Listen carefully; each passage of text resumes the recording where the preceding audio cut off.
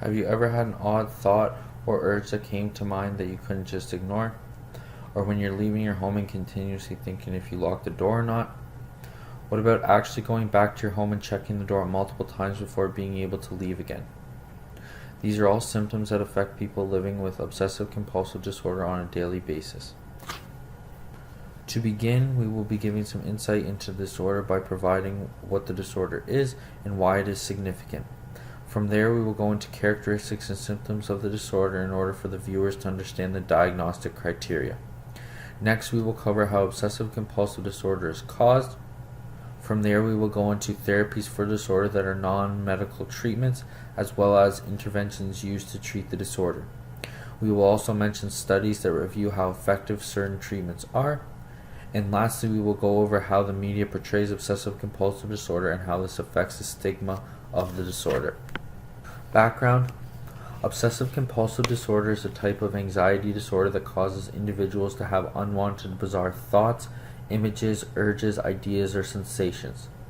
There are three categories of obsessive compulsive disorder. There's intrusive thought, constant checking, and the fear of contamination and hoarding. Obsessions are thoughts that will not go away. Individuals cannot escape these thoughts regardless of efforts to do so. Oftentimes, these thoughts become normal for a person. Compulsions are the tasks used to relieve discomfort. Performing repetitive actions is one way that helps the individual decrease discomfort caused by these unwanted thoughts. Repetitive behaviors can include hand washing, cleaning, and double checking certain things. These behaviors can potentially interfere with an individual's daily and social lives, making it a significant mental disorder. However, many individuals find the disorder to add some structure to their lives by making it easier to get tasks done.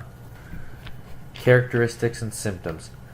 As mentioned before, the obsessive portion of OCD is the unwanted thoughts, and the compulsive portion of OCD is the actions used to relieve the discomforts of the thoughts.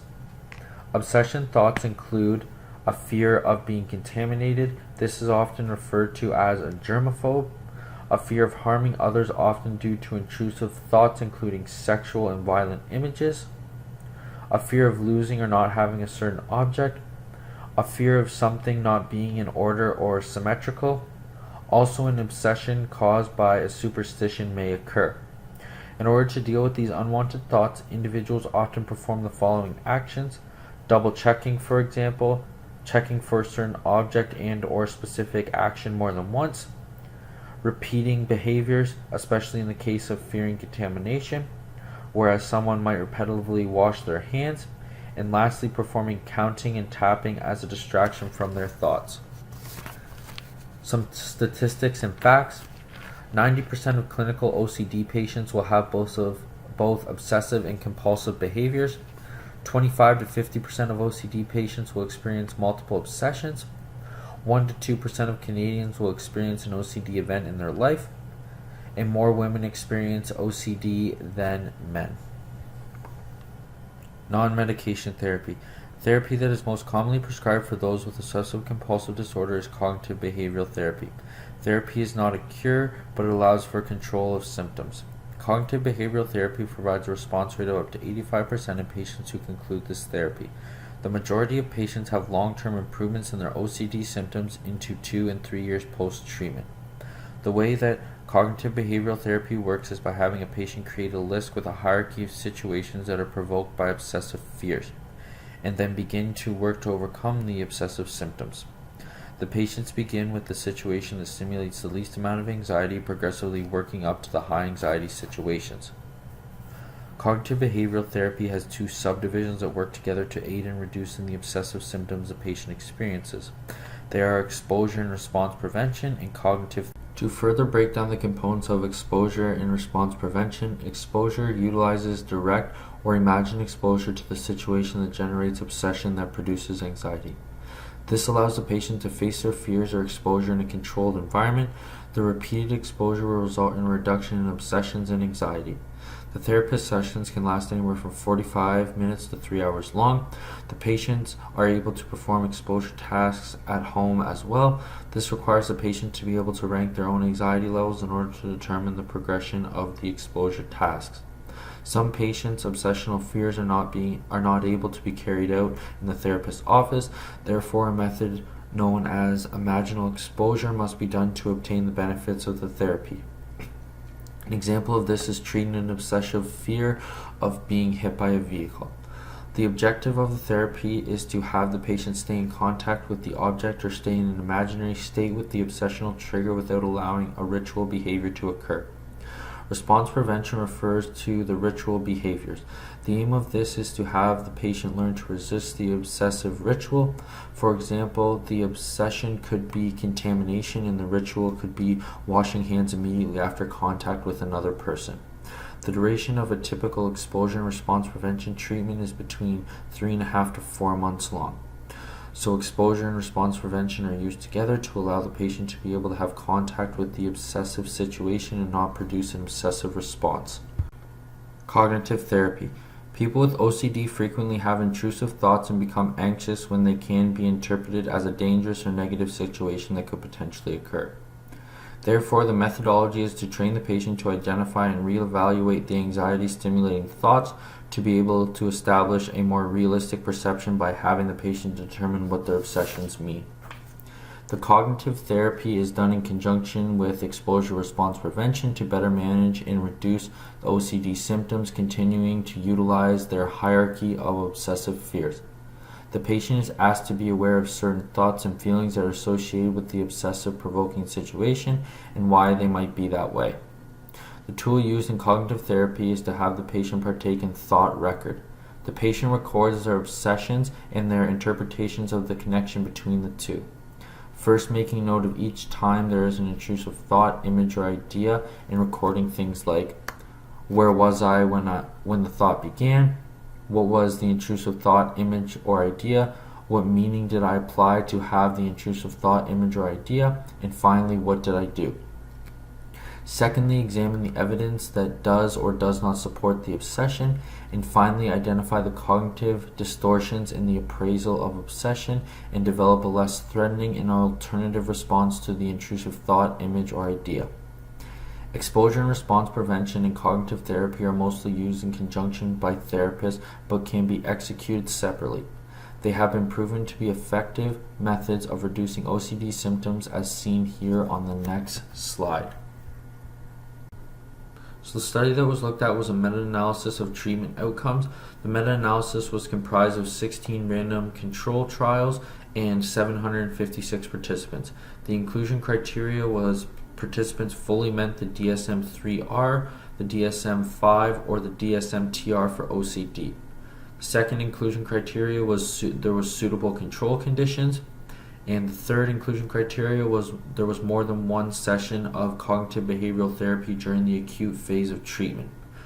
The method, so they wanted to classify treatments into cognitive behavioral therapy, so cognitive techniques, which was cognitive therapy, behavioral techniques, which was exposure and response prevention, and acceptance/mindful techniques, or a combination of them.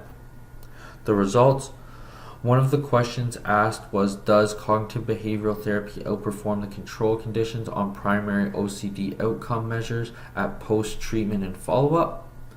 All 16 studies proved that cognitive behavioral therapy does outperform the control conditions on OCD, meaning that OCD symptoms were decreased when measured post-treatment.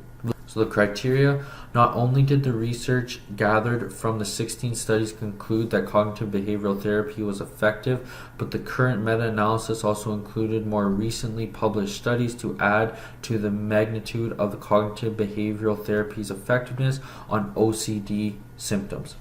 10 out of 16 studies had sample size under 50 people, meaning that results may not have been accurate due to the small sample size. Final thoughts. This meta-analysis was conclusive in reporting that cognitive behavioral therapy was effective for patients with obsessive compulsive disorder. Portrayal. Obsessive compulsive disorder, or OCD, has been depicted in a large number of movies and TV shows in recent history. Most characters shown in movies that display this type of behavior usually have phobias that accompany the behavior. One of the most common phobias that is observed with OCD is a fear of germs or other forms of human contact. This type of behavior is prominently shown in the TV series The Big Bang Theory by the character of Sheldon Cooper. Throughout the show, Sheldon displays a fear of germs as well as human contact, which accompanies his obsessive behavior. Another example of obsessive behavior that can be seen in a number of movies is the character having to complete the same task a number of times. Usually, characters with OCD have to complete each task they perform the same number of times before they can move on. This can be tasks such as washing hands, flushing the toilet, and other common things such as those. If the character is unsure about completing the task for the required number of times or is questioned about it, they may have to complete the task again in order to remain sane. You are aware that your ritualistic knocking behavior is symptomatic of obsessive compulsive disorder? Is not. Is not. Denial. Come in. Penny! Good morning. Penny? Sheldon!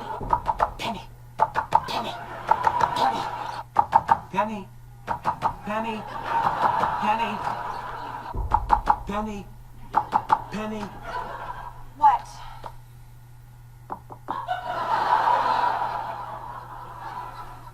Penny.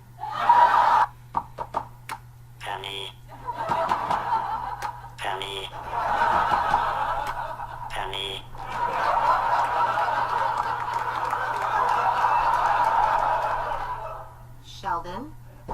Penny. This is for you. Penny.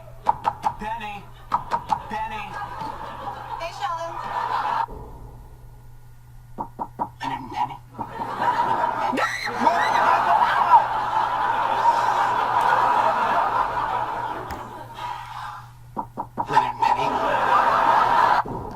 Penny. Penny. That's just wrong. Penny. Sheldon?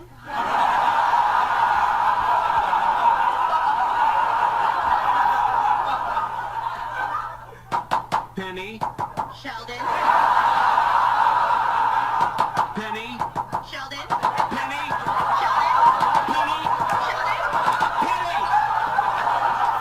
As you can see from the slide before of Sheldon Cooper, the character from The Big Bang Theory, this is how obsessive compulsive disorder is portrayed in media today.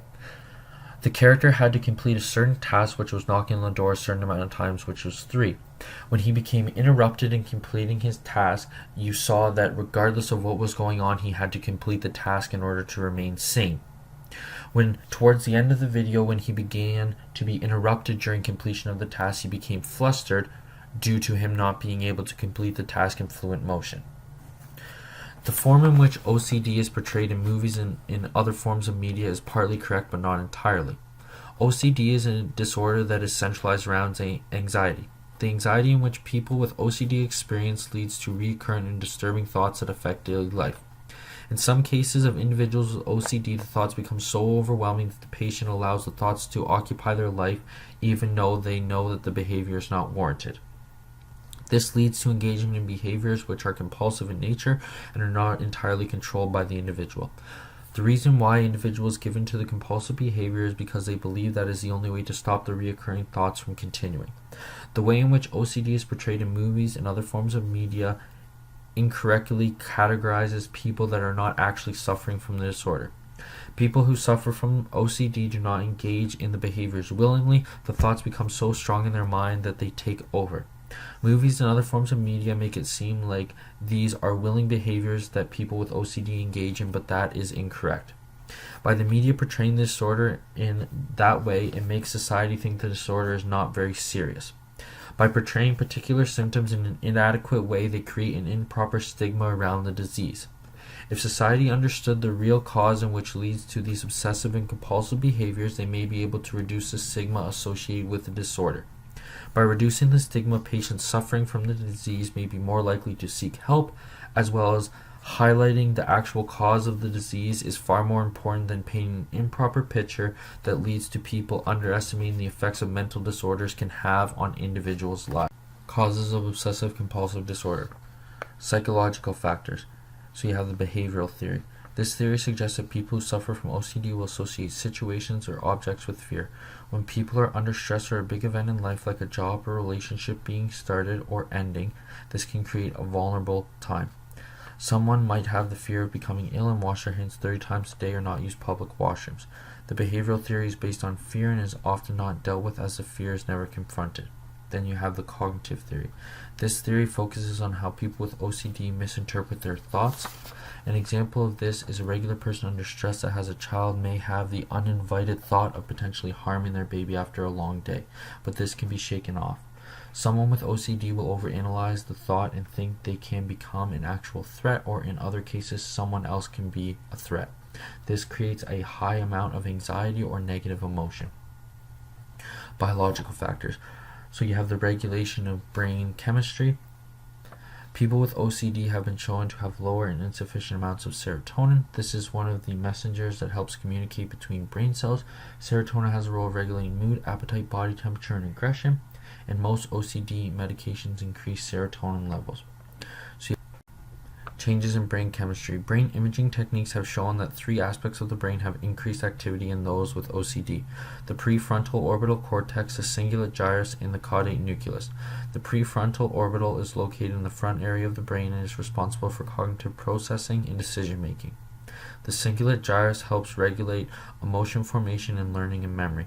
Lastly, the caudate nucleus impacts the person's decision making, as it is a feedback processor and will take old memories to make current decisions.